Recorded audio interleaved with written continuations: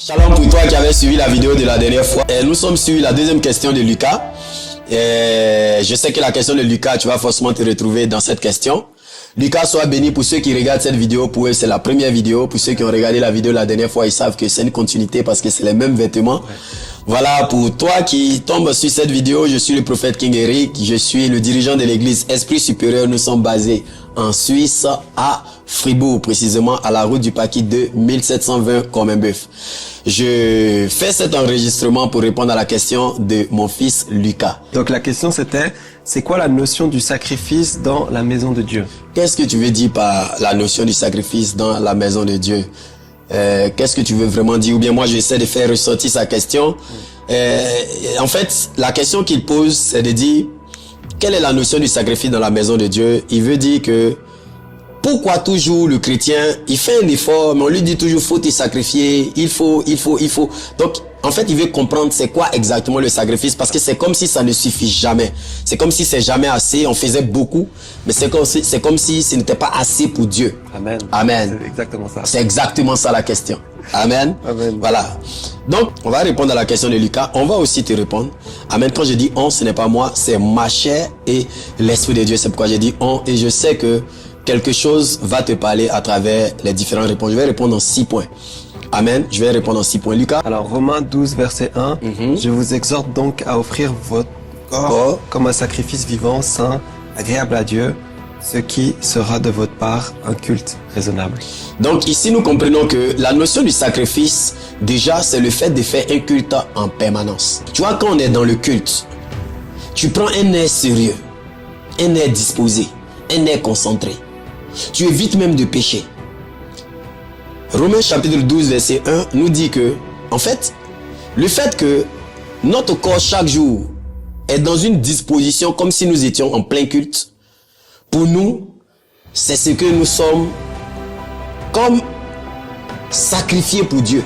Parce que des choses que nous voudrions faire, nous n'allons pas le faire parce que nous sommes en plein culte. En plein culte, tu vas pas décrocher l'appel, il n'y a pas à faire de mes amis sont en train d'aller là, je dois aller parce que je suis en plein culte. Amen. Donc c'est ça la notion.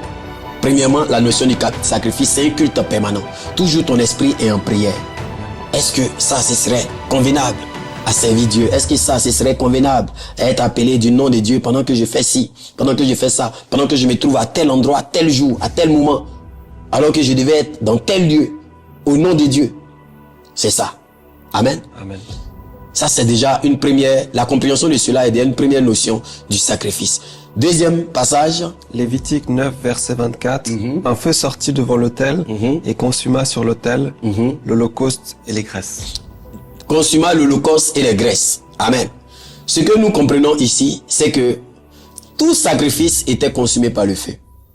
Tout comme l'or est éprouvé par le feu, c'est la même manière que à travers tes difficultés, on voit si vraiment tu es avec Dieu.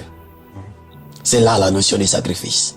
Contre tout vent, contre tout obstacle, contre toute barrière, tu te lances. C'est ça la notion du sacrifice. De la manière le feu devait consumer le sacrifice pour qu'il soit agréable à Dieu, c'est de la même manière le feu entre dans notre vie pour que notre engagement vers Dieu soit rendu pur, soit rendu agréable. Troisième notion. Troisième notion, 1 Samuel 15 verset 22, l'obéissance vaut mieux que les sacrifices. Troisième notion du sacrifice, ce n'est pas le sacrifice, c'est pas ce que tu donnes. Ce n'est pas ce que tu laisses pour Dieu. Mais c'est ta capacité à faire ce que Dieu te dit de faire. Contre ta volonté. Beaucoup de personnes disent que Dieu ne leur parle pas. Pas parce que Dieu ne leur parle pas, mais parce qu'ils ne veulent pas entendre ce que Dieu leur dit. Tout simplement parce que cela ne leur convient pas. Sinon Dieu leur parle. Mais Dieu ne dit pas ce qu'ils ont envie d'entendre. Donc ils disent que Dieu ne leur a pas encore parlé. Certaines personnes, quand Dieu leur parle, que ça les touche tellement, ils disent qu'on les a insultés. Parce que Dieu te parlera, mais Dieu te parlera par la bouche de quelqu'un. Donc l'obéissance vaut mieux que les sacrifices. C'est quoi l'obéissance? L'obéissance est supérieure à la foi. La foi, elle croit et elle agit. L'obéissance entend et il exécute, puis il croit. C'est ça la différence. Donc l'obéissance est ce qui permet à la foi de donner des résultats. La foi active est ce que nous appelons l'obéissance. Donc, l'obéissance est supérieure. Donc, si tu veux être un sacrifice agréable à Dieu, Dieu a dit telle chose, ça ne t'arrange pas, ça ne te convient pas, tu n'as même pas les moyens de le faire, mais tu t'engages à le faire. Et tu te mets à le faire. C'est de l'obéissance. Cela est un sacrifice agréable. C'est ça la notion du sacrifice. Quatrième élément pour expliquer la notion du sacrifice. Luc 9, verset 23. Si quelqu'un veut venir auprès de moi, qu'il renonce à lui-même, qu'il se charge chaque jour de sa croix et qu'il me suive. Ça, tu comprends ça facilement. Quand on dit viens faire ça, non, j'ai d'abord tel truc à faire, non, j'ai cette situation, non. Tu vois, quelqu'un qui est toujours dans cette position ne peut pas dire qu'il se sacrifie pour Dieu. Tu as toujours quelque chose à dire. Et moi, je le dis tout le temps, ça fait souvent mal aux gens. Mais les gens auront des prétextes pour tout pour Dieu, mais ils n'auront jamais de prétextes pour là où ils gagnent leur argent. Amen. Ouais, c'est vrai. Donc, tu ne peux pas dire à ceux qui te sacrifient pour Dieu, tu te sacrifies pour maman. C'est vrai que le mot est direct, mais c'est ça. Tu es prêt à te sacrifier pour maman. Tu es prêt à trouver des excuses. Si on dit une formation chaque samedi dans ton travail, tu iras. Même si tes enfants doivent aller à la piscine, tu leur diras d'attendre. Mais si on dit une formation à l'église, tu trouveras quelque chose à dire. Donc ton travail a plus de valeur que Dieu, que l'église, que la parole de Dieu. Donc quand on parlera de sacrifices dans la maison de Dieu, tu ne dois pas te plaindre. Toi, tu dois parler de sacrifices. Tu dois te plaindre des sacrifices que tu fais au travail et de ce que tu devrais gagner, plutôt que de parler de sacrifices dans la maison de Dieu. Amen. Amen. C'est ça la notion du sacrifice. Alléluia. Amen. Amen, amen. Amen. Donc ici, Jésus dit que celui qui veut le suivre renonce à lui-même sa propre vie afin de s'engager à le suivre. C'est ça. Donc cinquième notion du sacrifice, Philippiens 3, versets 7 à 8. Mais ces choses qui étaient pour moi des gains, je les ai regardées comme une perte à cause de Christ, afin de gagner Christ. Afin de gagner Christ. Amen. Donc, ce qui compte pour toi, tant que tu n'as pas appris à laisser ça, tu ne peux pas gagner Jésus. Ça, il n'y a pas besoin de parler beaucoup dessus. Il y a des gens qui ont encore leur caractère, qui ont encore leur principe du monde, qui ont leur manière de penser du monde, qui ont une manière de réfléchir, qu'ils gardent et ils veulent épouser Christ. Tu ne peux pas. Tu dois laisser tout ça mourir. Ça doit disparaître. Tu dois perdre ça avant que ça ne vienne. Amen. Amen. Sixième et dernier point pour finir rapidement. Galates 5, verset 24. Ceux qui sont à Jésus-Christ ont crucifié la chair avec ses passions et ses désirs. Avec ses passions et ses désirs. Tu veux travailler pour Dieu. Arrête de fumer. Arrête de fumer. Si tu n'es même pas capable d'arrêter de fumer, tu n'es même pas capable. Tu sais, quelqu'un qui boit et puis quelqu'un qui fume, celui qui fume se détruit plus que celui qui boit. Parce que quand il boit beaucoup, il est ivre. Il peut sentir qu'il a atteint un niveau. Mais celui qui fume, il ne sait pas. Au seul moment où il se rend compte qu'il a beaucoup fumé, peut-être c'est lorsqu'il commence à tousser. Mais malgré qu'il tousse, il fume encore. Tu vois? Donc, c'est encore plus dangereux. Comme celui qui prend le joint ou ce genre de choses.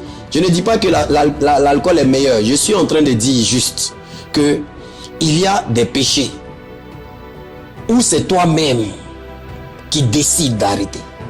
Et ce genre de cas, ce n'est pas des cas sur lesquels Dieu va s'élever et venir t'arrêter. C'est toi-même qui dois apprendre à crucifier ta chair pour arrêter ce genre de choses. Parce que Dieu t'appelle.